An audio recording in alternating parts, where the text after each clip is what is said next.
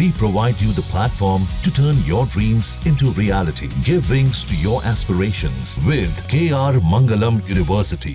Greater Noida में निक्की हत्याकांड में लगातार नए नए खुलासे हो रहे हैं। इस बीच एक ऐसी जानकारी सामने आई है कि घटना के समय आरोपी विपिन के घर पर लगे सीसीटीवी कैमरे बंद थे। पुलिस की जांच में ये बात सामने आई है।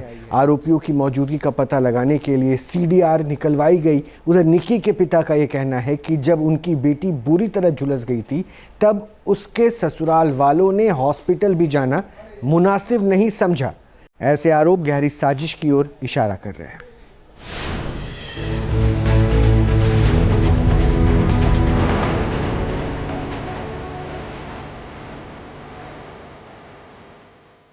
छब्बीस साल की निक्की पायला मर्डर केस में अभी भी कई ऐसे पेच हैं जिन्हें सुलझाए बिना जांच एजेंसी कत्ल की जड़ तक नहीं पहुंच सकती।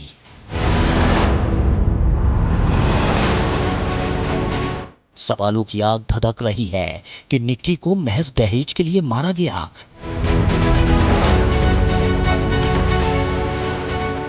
या फिर कातिल निक्की को रास्ते से हटाने के लिए गहरी साजिशों का ताना बाना पहले ही बुन रहे थे, जिसका अहम सुराग मिला सीसीटीवी से जो घटना के वक्त बंद थे। सवाल है कि घर में लगे सीसीटीवी कैमरा क्यों बंद थे? सिर्फ घर के बाहर का ही सीसीटीवी फुटेज ही क्यों सामने आया?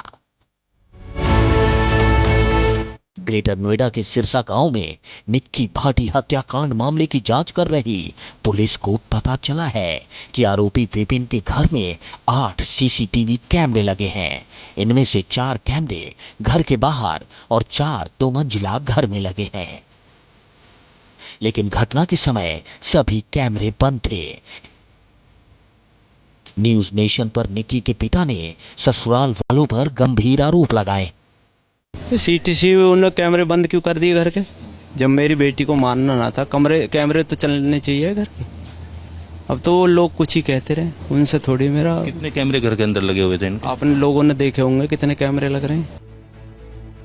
इस मामले में अब महिला आयोग की एंट्री हो गई है। निक्की की बहन कंचन ने महिला आयोग की टीम को बताया कि सालों साल से निक्की यातना का घूंट इसलिए पीती रही कि पति का घर छूटने पर समाज क्या कहेगा। कंचन ने बताया कि घटना के पहले दिन 20 अगस्त को भी दोनों बहनों के साथ उन लोगों ने मारपीट की थी। पंचायत में ब्यूटी पार्लर चलाने पर सहमति हुई थी, लेकिन ये बात विपिन और उसके घर वालों को मंजूर नहीं थी। महिला आयोग के सदस्य मीनाक्षी भराला का कहना है आयोग इस मामले को फास्ट ट्रैक कोर्ट में ले जाएगा ताकि निक्की को जल्द से जल्द इंसाफ मिल सके, जिससे कोई अगली निक्की शिकार ना हो। सबसे बड़ी बात है, मैं अभी कंचन है यहाँ पे, निक्की के फादर हैं, उनसे भी बात करेंगे और जितने भी लोग दोषी हैं उनको जल्द से जल्द जेल भेजा जाए और जो दोषी नहीं हैं उन पे कोई ऐसी कार्रवाई ना हो जिससे कि उनको परेशानी हो, क्योंकि हम एक सभ्य समाज में रहते हैं। वहाँ इस तरीके की घटना होना आगे घटनाओं को बढ़ावा देता है। देश को झकझोर देने वाले निक्की हत्याकांड को जिसने भी सुना वो सिहर उठा। इसी बीच मृतक निक्की के पति विपिन पर खुलासा हुआ है कि उसके खिलाफ 2024 में जारथा थाने में एक लड़की ने मुकदमा लिखवाया था।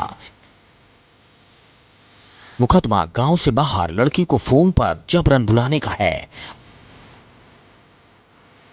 आरोप है कि अपने रसूख और पैसों के दम पर विपिन ने पीड़िता को डराने धमकाने की कोशिश की थी, लेकिन इस बार न सिर्फ विपिन बल्कि उसका पूरा परिवार सनसनीखेज आरोपों के चक्रव्यूह में घिर गया है। अब सामने आ रहे हैं विपिन भाटी की जिंदगी के दबे राज। बताया जा रहा है विपिन भाटी नई नई गाड़ियों, लाल बत्ती और पार्टियों का शौकीन था। इतना ही नहीं, लग्जरी लाइफ का शौकीन विपिन गाड़ी पर विधायक का स्टिकर, नकली पुलिस मार्का भी लगाता था। कभी नेताओं के साथ तस्वीरें खिंचवाता तो कभी पुलिस के साथ तस्वीर खिंचवाकर सोसाइटी में धौंस जमाने की कोशिश करता।